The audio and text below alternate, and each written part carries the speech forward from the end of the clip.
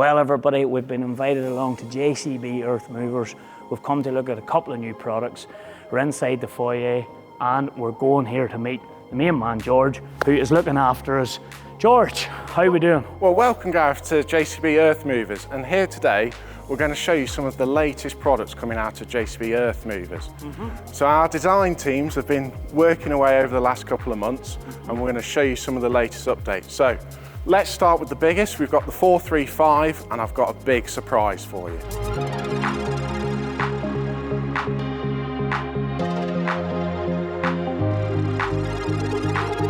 When you're on a steep hill with 15 tons of metal, you think, can 30 horsepower really make that much difference?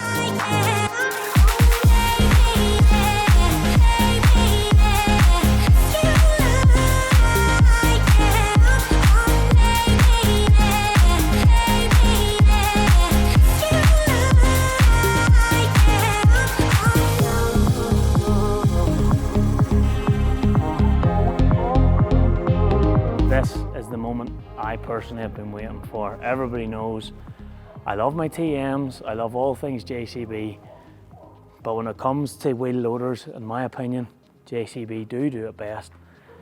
And this is the man that's largely responsible for that in the background. Ed, we've finally got you on camera. It took a bit of doing, but we've got you on camera. Ed, just tell us who you are and what your role is within JCB. Well, my story, basically, I've been at JCB for over 20 years now. Started off as a farmer's son up in the north of England, lambing sheep and mucking cattle out, that sort of stuff.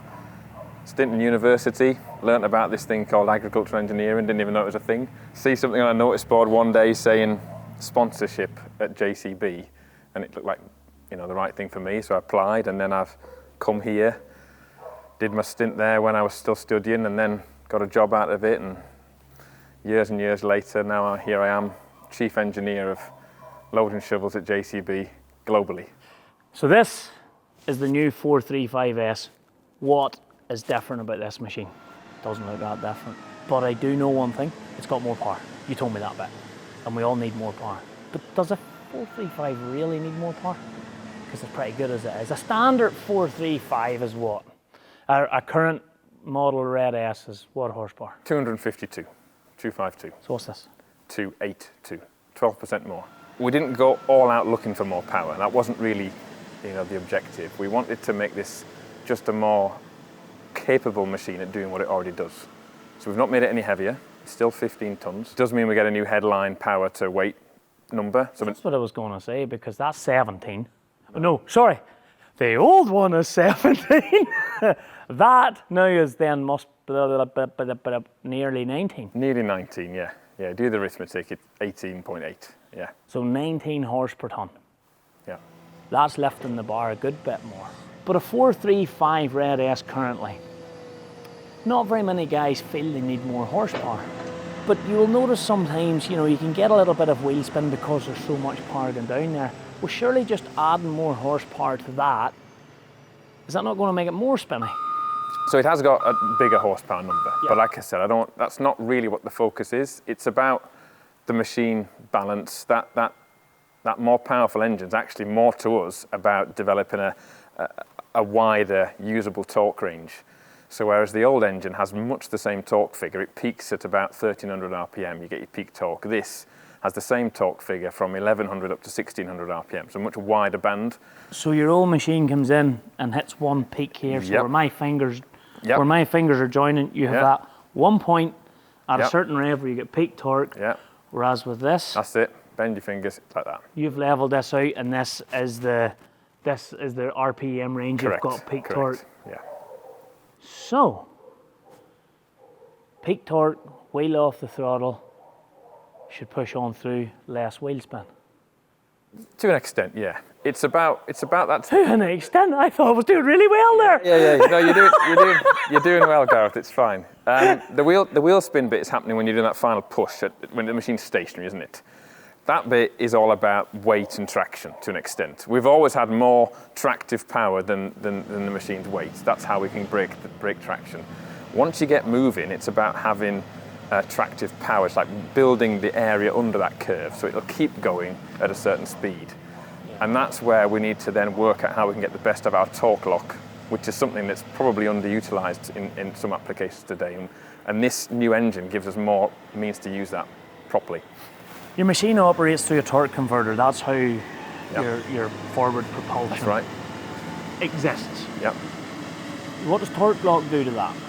You've got your engine, this will be this hand, spinning round, coming in, and then the gearbox to the side.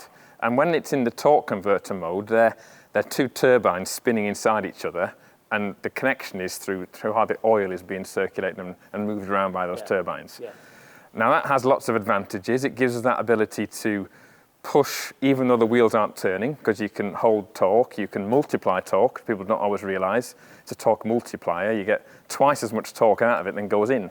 But obviously the downside of that is when it is slipping, as you might say, not all of that power is going to the ground, some of it's going to heat. And when we go into torque lock, we take away the ability for the two parts to turn independently, and we clamp them together with a clutch, so the engine is directly coupled to the wheels. So you could stall and torque lock, you could essentially. Stall, yes. You're locking it solid. You do, yeah. And what's the advantage of that then? Just more speed climbing that part? Yeah. So you've got to, the right gear at the right load now. There's a sweet spot always where being in torque lock is better than being in open converter, and there'll be a situation where it isn't. It just means now that we can use torque lock in all of the gears more than we could before. You can pull it down to a lower RPM, get to that sweeter spot that maybe we couldn't access as frequently, and it's a nicer, more capable machine to drive under torque lock conditions, which will make it more productive, but it'll also help a little bit on fuel as well. We've got a live link system, our telematics on our machine, so all JCBs report their information back, and we can use that to have a little look at what's going on. I'm almost going to use the word disappointed to find that not so many were running in torque lock as we thought they would do. That's a very fair comment, yeah. And now we had to then understand what that was, and there was a little bit of education needed by some operators, but also I think on our side we need to make it easier to use it more of the time, hence the engine torque reserves. But equally, the torque lock function isn't great in every situation. It's about using it the right time, the right way. So it's now selectable, so you can go into the dash menu. You can pick which gears you want it to happen in and which ones you don't. So you might have a situation where you're reversing off the clamp and you like it to be an open converter to cruise down, but you want it to lock when you're going forward, so you could have it maybe it locks in first, second, third forward, but it's opened in reverse. You can pick and choose your layout to suit your operator. Or torque lock and second when you get the speed up to climb up a bit fast, but you drop it down into first for that real big lift to get away. You don't have it, that you're using all of those multiplier effects that we were talking about earlier to get the weight in below and lift and move, and then bang, gone. Yeah, there's no bad operators on shovels on clamps. They're all smart, well-rounded people. You don't. There's the odd bad one now. But they all know their way around a machine. You're not up there on a clamp unless you're a handy operator. So they all quickly get to grips with those if we show them how it works. So basically, we're playing at the JCB, the Kevin Quarry, and we're looking at the new 435S. The machine itself is loaded with the geeky stuff, the tech. So they've increased the horsepower by 30 horsepower, right? Now, you might just think, oh well, I can do that with my own 435 or whatever, but actually, the main secret to this machine is what they have done to the torque converter. So they've completely changed that. To try and put it into the simplest terms possible, they've made it less slippy. And what that means is it's able to get that power. And one of the reasons they needed the more power was because they're getting so much more power down to the wheels for gripping that to get on through. They wanted a little bit of extra horsepower to make sure all the pumps wasn't losing out in terms of flicking ability. But we did do some experiments to show the difference between them, and it's actually incredible.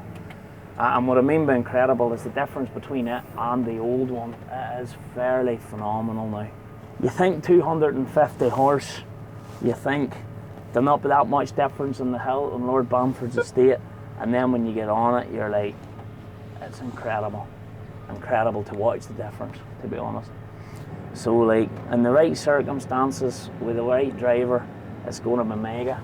And torque lock, it's changed a little bit in this here, so you can adjust what gears your torque lock come in, and when this particular machine is roading, gear 5 and 6 is automatic torque lock. There is no getting out of torque lock in those gears for roading, which is giving you that extra bit on the road. But you can have it that your torque lock comes on in, say, second gear. You can have it that, say, torque lock comes on in first gear, or when you go into reverse, you can adjust it all through the screen. I'll maybe get Neil to show me that. So what's so special about having it with all these different functions that we can use this torque lock? So with torque lock, it's giving you a direct drive of the transmission, using all of that available horsepower. So for roading, it gives you a massive benefit in roading performance. But this is automatic in gear 5 and 6 now? Yes. So there's no, once you hit gear 5 and 6, automatically engages, yeah. You don't have to select it on the column. And how do we select it here? Is it this one? So yeah, torque lock button there, press, red light comes on, activated. Then on the clamp, you can either drive the machine in manual, then you've got a kick down button here, which cycles between second and first. But did Ed say when we were chatting that I could have it that torque lock will come on in a particular gear? Yeah, we've got an option here in the screen. If I just reach over. Oh, so this is up here now, yes. So there's a torque lock setting, and basically R1, you can select any gear you want torque lock to activate in. F1, Yeah. F2 and F3. Yeah. So currently in F1, F2 and F3, she's always active, yeah. bringing on torque lock. Yeah. Personally, I don't have torque lock activated in reverse. I use it for climbing the clamp and then back on the standard torque converter. In Germany, where the clamps are flat, they tend to like torque lock to activate in reverse. So if I wanted to hit the load in F1 just to get in below the load to get going, and didn't want torque lock on, I could have it switched on, and then if I get going, I'm doing a big climb, and put her up into gear 2. Yeah. In this configuration. Yeah, it'll go into torque lock gear 2. And would that give me a benefit for driving? Yeah, it'll just keep that constant speed. And would that be a clever way, in your opinion, of buck raking with your big 14-foot? Yes, especially on longer clamps. On short Irish steep clamps, no, I'd be on the torque converter, because you don't really need, you're not travelling very far, you don't need the torque lock. So I've got a big load of grass in front of me, not rubber. Yeah. You're on that machine. Yeah. What are you noticing different beside the other one? Because that's what you'll have done, benchmarking it beside the other one. So as you push through the loads, with a slippier torque converter, more engine revs required, more slip, you're going slower. With this, a stiffer converter, you hit the pile, you don't need as much RPM to get moving. And when you are at max RPM, you're travelling quicker. It's just giving you more efficiency, really. So you've increased the power to weight ratio, you've kept the weight the same, but you've given it more power, you've changed about with your torque settings. So under the right load, in the right conditions, you have to be putting a little bit more stress through the axles. Have you done anything there? Yeah, so there's a little bit. So I mean, the numbers again, so you mentioned it, 12% more power. We've got 25% more of that power can make itself to the wheels because of the torque converter change. And then down at this end, it just means that opportunity to run at higher torque more of the time, not more peak sort of wheel torque, but more in that window. We didn't want to put anything at risk, so the axles have had an upgrade. Now, to look at them, you'd never know. Same number of wheel studs, same size. That's because our modular axles from ZF, we can sort of mix and match some of the formula in there. So hidden inside this wheel hub here, ordinarily there would be a 3-planet epicyclic, the planets being the parts around the outside. This has now got 4. So it's essentially the hub components of the 457 in the 3.5 now. Understand. But the difference being, we've retained the interchangeable wheel centres, so you can still mix and match your wheels off. Say you had an old machine on different tyres, we haven't given you that complication of having the multiple wheel nuts. And by increasing it up to 200 and what are we at 280 now? 280 horse now. It's not just about giving it more power and saying we've given you a new machine.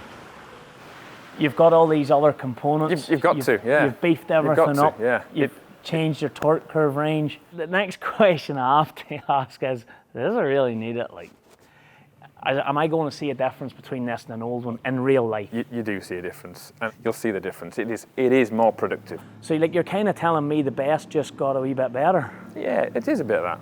So it is a wee bit hard to believe because you know how good the other one is. GRASSMEN's quite friendly with the Killen brothers, and in their 457 they have the joystick steering. Is that a full option now on any of these loaders coming through? It's been available to buy as an option all of this year. Oh, so it's there. Then, I mean, this machine's got it in as it happens. Okay. You know, we'll have a look later. It has been a success. You know, the people who've got it really like it, and they're unlikely to go back. We don't think there'll be many 435s that won't have it. Have you changed anything aesthetically to the shovel? There's a couple of things have changed that not everyone may have seen. I mean, just behind you, these front fenders, we're doing. Well, they're not seeing past me. Hold on. Yeah. It's been in. Why did you change these? Again, it's about Just changing the look. helping the quality as well. You know, we want to make sure as many parts as possible on the machine are robust, haven't got the potential for rust, those sort of things, paintwork damage, where these are just almost indestructible rotational mouldings. Almost. Almost. Nothing's indestructible, maybe. And then I'd have to take you around the back to see the other changes, which not everyone will have seen. So you've changed this. Well, where would that work pushing through grass then? Looks a bit sort of. Is that strong enough? Of course it's strong enough. Of course it is. So this is fibre reinforced injection moulding. It's plastic, yeah, fair dues, but it's strong. It's got fibre components in the plastic to bond it all together. So it's not just brittle. And you were about to say about will it take a load of silage? I can assure you it can. One of my test colleagues, he was adamant it wouldn't survive it, so we've had him back to I don't know how many loads to prove that point, and it's put up the fight all the time. But it mightn't take the middle of the night reversing into the tail door of a trailer open job. Precisely that, precisely that, yeah. Is there anything else really changed that we can see? LED lights are standard on the back of a 435 now, always. So again, just moving it forwards, you won't have anything else other than that now on a 435. Not everyone's seen our new range of work lights. They all changed to a new model. They're around the whole cab. Still got great illumination. And then one more last little thing that's visual is on this side, we've got the induction snorkel on the side now, which means you can have different options. Does the JCB in general, they are still one of the best shovels for giving you the climbing They are, yeah. tilt, Yeah. if you get where I'm coming from. Absolutely, That's why I was leaning down there yeah. to get up that, climb that pit off, you know, the steep pit, because as you know at home, we like to put it straight to the sky, like, you know, we would be expecting to hit the roof and we'd only be the one bay in here. You know, my job as chief engineer is to make sure that we do build a range of loading shovels for construction, industrial, waste, agriculture, the lot.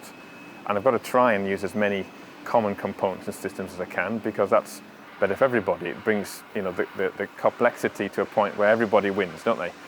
But we make sure that we do build a differentiated ag machine as well.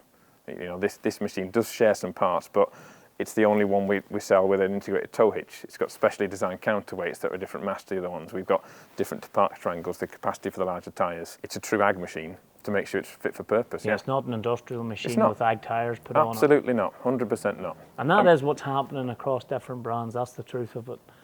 So what else did you say was different?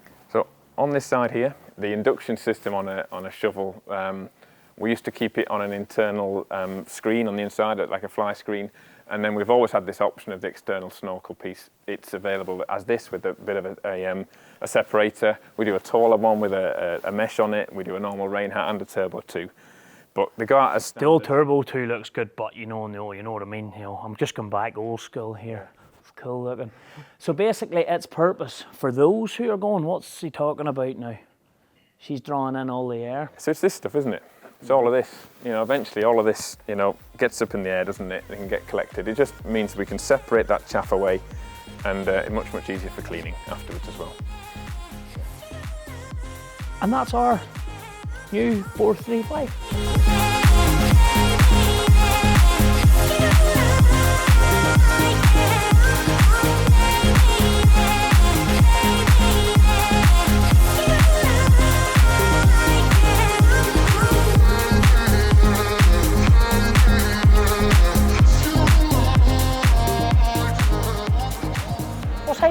there.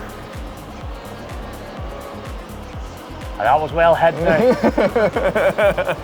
Well, we have to have a little surprise for you, Gareth. 110. So what horsepower is this? 50? 50 horsepower, Gareth, yeah. That's a good guess. Right, who's going to tell me?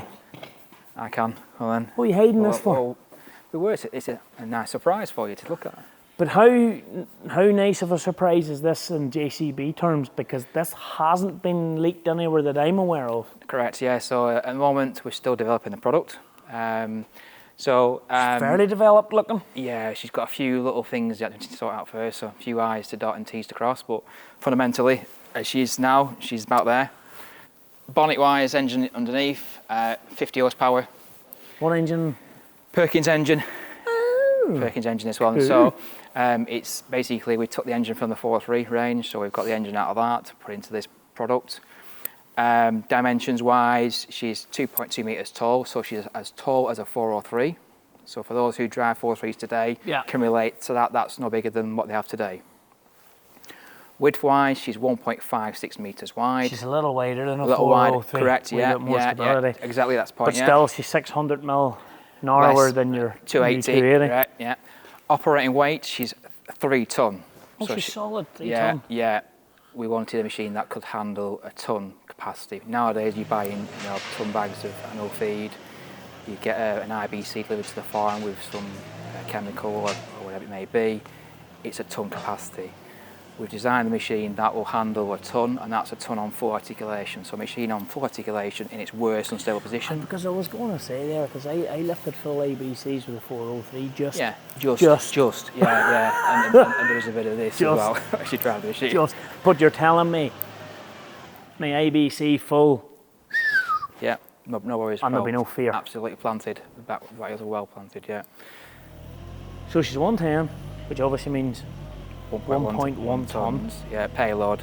Payload up to 3.5 metres lift height, so she has the ability to stack bales. And what could the 403 do you remember? 3.1 is the best case with a high lift loader arm. Okay, so yeah, you could make choices there. Yeah.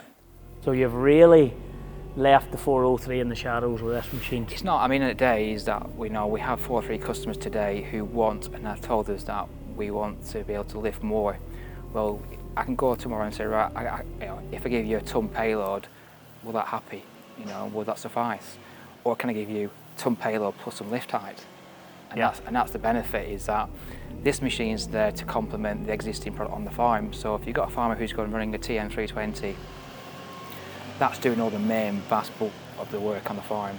This machine's here to do the scraping out the cubicles, bedding down the cattle, cleaning out the calf pens, but also has the ability to be able to stack bales higher, so I can get bales down and do what I call the bigger jobs. Or when the 435 lies down, put a wee bucket on, carry on. Absolutely. Think big. So obviously in the smaller TMs, I learned a little bit about this later. We're staying in the hydrostatic. Correct, yeah. So it's hydrostatic drive purely because we've got that fine controllability of the machine. Working in confined areas, you want to be able to feel the control of the machine, if you will. And by having a hydrostatic drive, it then allows us to be able to achieve that. It's 30 kph travel speed, so it's quite nippy on the road as well. We have smooth ride on the machine, so it takes out some of the bounce as well whilst rolling. Yeah. It's got the TM control interface, so it's got the usual TM joystick, so you feel at home basically. Not many yokes you can go on the tiptoes and look in at the joystick. Yeah. It's about having that same interface, and people jumping from larger machines into this machine, the controls and the behaviour need to feel like the same. At the end of the day, it's a family you're curating, and this is one of the models to that range now. That's cool now. As we would say, that's a dinky wee yoke. Yeah. That is a dinky wee yoke. And then on the business end, we've got Euro hitch. So for anyone who's running a tractor loader and maybe doesn't want to consider a larger TM, for example, but a smaller machine like this, becomes another machine on the farm for doing the bale stacking and so forth. But I'm assuming can you get it different, or can you get options, or? So, single service to the front end, boom work lights, SRS, smooth ride, Euro hitch, headstock on it, wide ag tyres or industrial tyres. Yeah, either or. To be fair, there aren't many options on the product because It's one of them products. But then at the end of the day, in and around a farmyard, the jobs that is in mind when you're using this, you don't want to be shoveling too many horses at it aimlessly either, because you want it to run around and I would say to sniff a diesel really. At the end of the day, you want it floating about, doing its work, not using a lot of diesel. And at the end of the day, that's all it needs to do. And it's of a size that if something happened with a bigger mainline loader, it could possibly get you out of jail for a day or two till something happened, till you got it. Well, that's how I would look at it, although no one else, we would try and do everything with it. But anyway, we are prepping for a press release. I know by the time this video comes out, the press release will be done, but that's what you guys are doing. yeah. What are you so excited about? What are you bringing the press to see? So effectively, we've now got our additional model to the range. So we've got a new 280 model, TM280. Okay. And that's to complement the existing range of TMs, if you will. So we've got the long-established TM320, and we have the 420, which you're already familiar with. Yes. And now we've progressed down the range and moved to offering this TM280 model. So, you're going to give me a chat round the 280. So, what I tend to start with is the machine size, because that's the fundamental bit of the machine, which is it's about having a compact machine. Talk about the dimensional aspects of the machine, what the key stats are, lift height, and then you can then move up. But reality is, these are here just so that you can relate to the height of the machines. That's all, something to visualise from, really. Why a 280? So, Because you have a 220. Exactly. So, naturally, over the years, the TM320 is on most farms, as you can appreciate. That's fair comment. And the TM220 customers what we had today and still have, they want to make that next step. Now, reality is it's a big jump from a TM220 to a TM320, both in the size of the machine. It's a big machine, it's a TM320 today. Yeah. And those customers aren't ready for that jump just yet. So it was about offering a product that fills that gap. Now, reality is, we knew that at the time, customers aspire to have a TM320 on the farm. It's like the machine to have. If you're going to have a pivot steer machine on the farm, that's the machine to have. So naturally, we said, well, let's design a machine that's compact. So dimensionally wise, from the aspect of the machine, this machine is 2.59 metres tall. So smaller than the TM320 in height. And then the width wise, Yeah. she's 2.1 metres wide on the 500 wide tyre. Now, the aim there is to be as compact as possible within reason, but also still have a wide enough footprint to give us the machine stability, because obviously pivot steers articulate, and naturally you want a widest machine to be able to still carry the payload that you intend to carry. Yeah. What's this?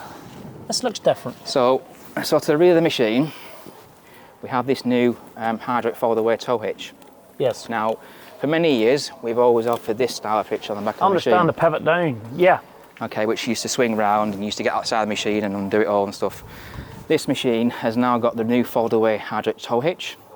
So at the moment, this is in its trailer towing position, but it actually folds up out the way. So the actual departure angle, which is this point here, it's flush with that. So we can drop it from the operator's seat from using the machine's hydraulics. Under the back of the machine, we have a rear view camera. That then the operator can relate this point here to the drawbar point, so then we can then connect up to the trailer implements comfortably from the no more mirrors. No more mirrors needed. We can position, that's the machine in relation to the drawbar. The operator can then connect up to the trailer implement from the operator's seat. One stop go. Well, then coming up, I'm assuming, that's probably a great assumption now, Yeah. JCB 4.8. Yeah, so underneath the bonnet, we've got the 4.8 litre engine in all models. So natural progression is that they all have the same height. Okay, and Okay. this is horsepower rated? So this S model is 130 horsepower. Okay. Okay, a non-S is 109 horsepower. And it goes right up to 173. 73. I was going to say, close. It's thereabouts. Yeah.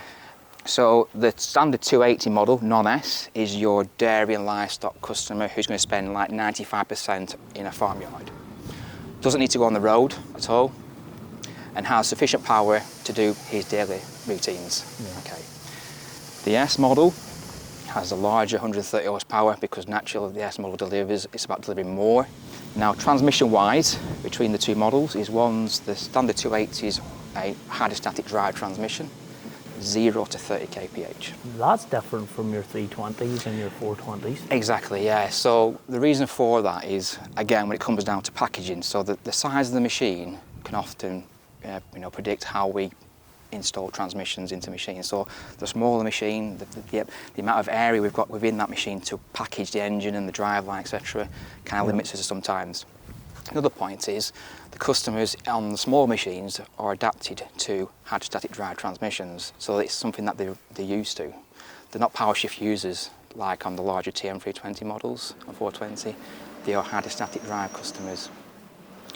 Understanding that we know that if you take a hydrostatic drive machine on the road, that over a period of time they tend to overheat and so forth. Sluggish, to say the least. Exactly, yeah. Now with the 280 model, the S model, we have a dual tech transmission.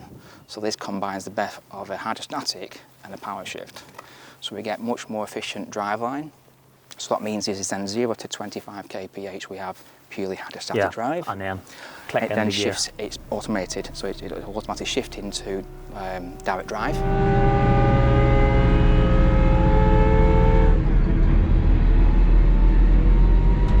Which then gives us then that all the way up to 40 kph, so we get a much more efficient driveline.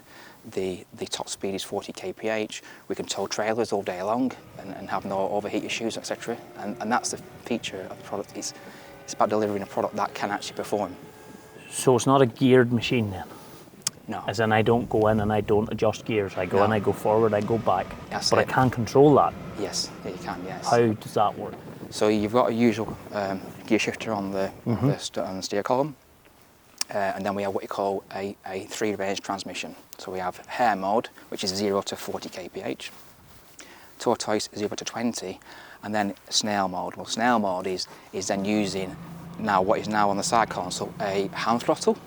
So we program the engine RPM to suit the required application. So whether using some spreader bales or that's what I was going to say, like either your road brush or brushing your yard or whatever. Absolutely, yeah. You can get the hand throttle up, or you get the control. That's it, yeah. So then one's controlling the engine RPM, and then what is then your throttle pedal on the cab floor, that then controls the drive speed of the machine. So that's from forward to reverse. So the more you press the pedal, the Driving faster. a Vario.